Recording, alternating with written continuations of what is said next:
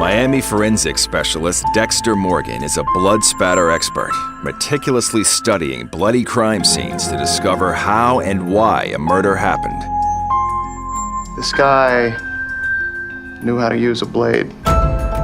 In real life, blood spatter analysts like Dexter put this same remarkable skill into practice every day.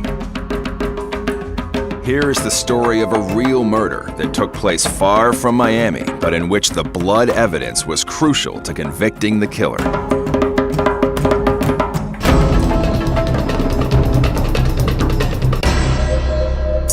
In January of 2001, I received a call to respond to an apartment complex here in the city of Anaheim regarding a murder. A friend of the victim came looking for him. When he went inside, he discovered that somebody, he didn't even know if it was the victim, was covered underneath a comforter, and there was blood in the apartment. When Anaheim police arrived, they discovered a gruesome scene. There was a lot of blood spatter on the floor, on the furniture. The room was in disarray. There was broken glass from a coffee table. The victim was lying on the floor, covered in a blanket, and there was blood around that also. Detective Kazako stepped outside the apartment to interview the friend about the victim.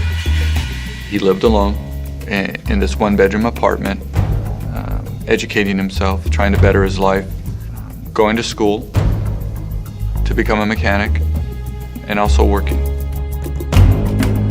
The friend also revealed that he had phoned the victim around the time of the murder. The victim actually was speaking to his friend on the phone and said, "I'll call you back, somebody's over," and mentioned the person's name.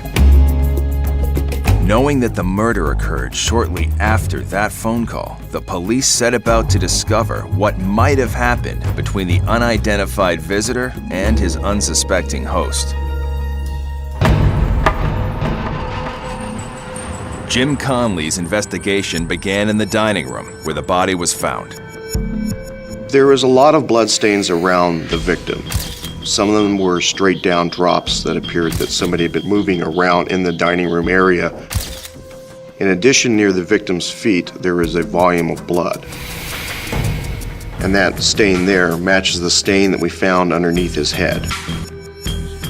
The victim was also discovered with a pair of broken shoelaces around his neck. Visible on his neck were ligature marks. These are marks that are caused when someone is strangled with some sort of rope or scarf and things. Next, Conley examined the bloody sofa area. We noticed one particular stain that was located at the end of the gray sofa. That was an arterial spurt. Arterial spurting is when an artery is breached.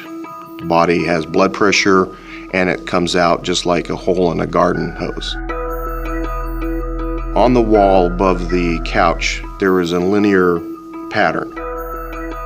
And that is very consistent with an up and down movement of a hand. On the sofa, there were tears, but they had an unusual V shape to them. The coffee table had glass partitions in it, and the center partition of this was completely shattered out. On the floor next to the coffee table, Conley noticed a bloody outline in a familiar shape. It looks just like a pair of scissors. Finally, by the front door, Conley noted one more distinct pattern. It was a cast-off pattern. Cast-off is if an object is moving so fast that the blood is pulled off of the object by centrifugal force. The drops made a perfect arch across the wall in the dining room. Conley's complete diagram of the blood evidence started to reveal the murder scenario to him. You have to try and put the pieces together, and then you get a pretty good idea of what's going on. The starting point I focused on was the arterial spurt. It seemed to be the starting point of the attack. Conley believes that the victim was actually seated on the sofa with the attacker seated right next to him.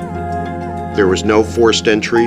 I believe that he allowed this acquaintance into his house. He believes that without warning, the murderer had lunged at the victim with a pair of scissors, striking him in the right temple and creating that first arterial spurt. As soon as an injury occurs and an artery is breached, the heart beats and that increases the pressure, and so it's going to squirt out, almost like a squirt gun. This particular one on the wall indicates an undulating pattern, which means the victim was probably moving as this spurt was occurring. Conley believes that the killer continued his attack on the sofa itself. Along the sofa, every impact spatter, every transfer, every bloody hand mark, the cuts in the sofa all indicated that the victim was being attacked on that sofa. It was the attacker's repeated stabbing of the victim that had caused the up and